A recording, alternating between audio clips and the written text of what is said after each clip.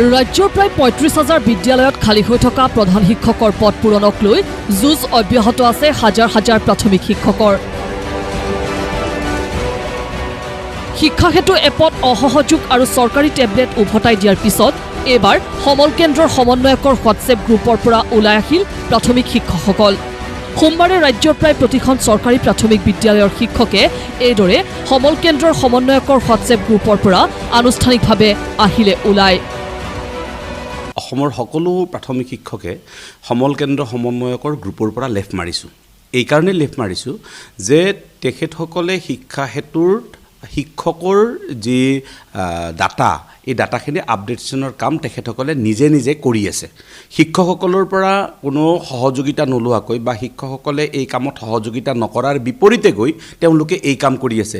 ইয়াৰ ফলত শিক্ষক শিক্ষয়িত্ৰীসকলৰ তথ্যসমূহ বিভ্ৰাট হোৱাৰ সম্ভাৱনা বহুত।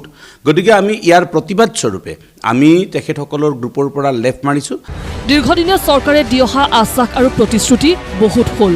সেয়ে ৰাজ্য চৰকাৰে প্ৰধান শিক্ষকৰ পদ পূৰণ নকৰা পৰ্যন্ত প্ৰতিবাদী কাৰ্যসূচী ৰূপায়ণ কৰি যাব প্ৰাথমিক শিক্ষকৰ একত্ৰ সংগঠন প্ৰাথমিক শিক্ষক সন্মিলনীয়ে। এতিয়া কথাটো হ'ল পদ নোহোৱা ঠাইত ক'ৰবাত দায়িত্ব দিব পাৰি নেকি? এই সাধাৰণ কথাটো কিয় বিভাগৰ মন্ত্ৰীগৰাকীয়ে বুজা নাই, আমি কথাটো বুজি পোৱা নাই। আচলতে পদ থাকিলেহে কোনোবাক ভাৰপ্ৰাপ্ত কৰিব পাৰি। য'ত পদেই নাই তাত ভাৰপ্ৰাপ্ত কৰাৰ যিটো প্ৰক্ৰিয়া, এই প্ৰক্ৰিয়াটো বিভ্ৰান্তমূলক আৰু এই প্ৰক্ৰিয়াটো শুদ্ধ নহয়। আৰু সেইবাবেই শিক্ষা বিভাগে সিদ্ধান্ত লৈছিল যে জ্যেষ্ঠ সহকাৰী পদটো আমি প্ৰধান শিক্ষকৰ পদলৈকে আমি ৰূপান্তৰ কৰিম।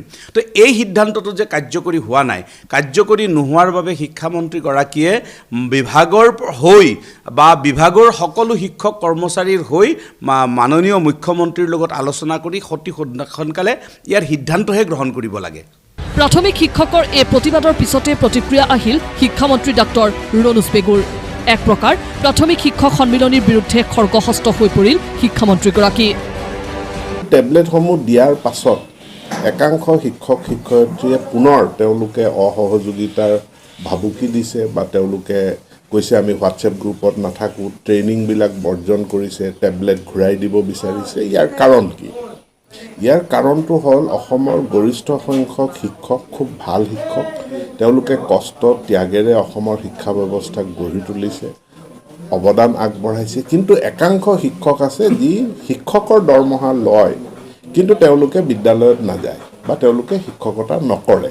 এতিয়া তেওঁলোকে এই ডিজিটেলাইজেশ্যন শিক্ষা হেতুটো তেওঁলোকে নিবিচাৰে, মানে ন' পে ন' ৱৰ্ক বুলি কৈছে। মই আদৰণি জনাইছোঁ, হয় কোনোবাই যদি দৰমহা নিদিয়ে তেতিয়াহ'লেতো কাম কৰা অনুচিত, কিন্তু তাক ওলোটাকৈ মই এইটোও সমৰ্থন কৰিবলৈ কৈছোঁ যে ন' ৱৰ্ক ন' পে।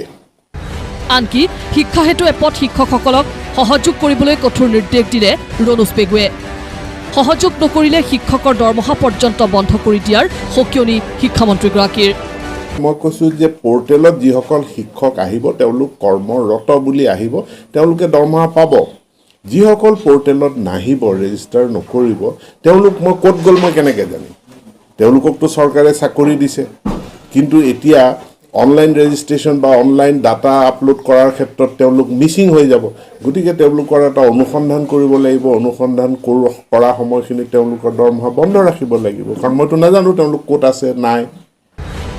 শিক্ষামন্ত্ৰী আৰু প্ৰাথমিক শিক্ষকৰ এই যুঁজ কিমান দিনলৈ চলে সেয়া হ'ব লক্ষণীয়।